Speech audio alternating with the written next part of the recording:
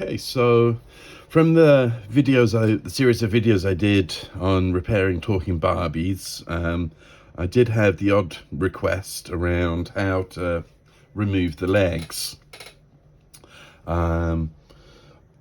Usually I find when I get talking Barbie, both legs are off. I mean, this doll's just got one leg off, but usually they're both off, or if they're still on there, so precariously still on, you can just kind of like pop it off dead easy.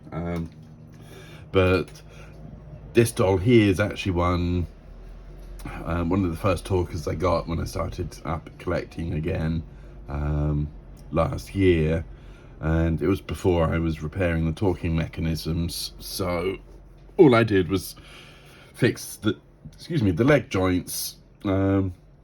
But it's going to be exactly the same process whether the leg joints have been fixed, or if they're the original ones. So what I've done is to just get a mug, boil the kettle up, pour the hot water in, and take my doll.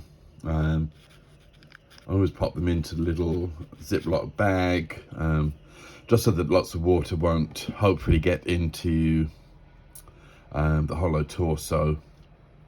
Sometimes I find out that the bag had a hole in it, and it does, but c'est la vie.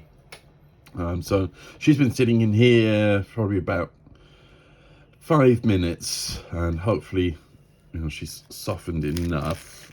And so let's take her out there, and hopefully all we have to do now will be, so what I'm doing is pushing with my pointing finger into where the knob is and just prising that out.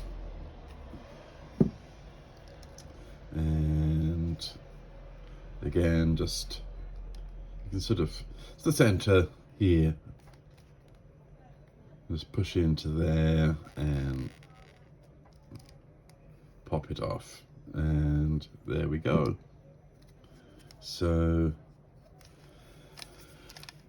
legs are off, and she's ready to, well, actually, yeah, now I have to do the same thing with the arms.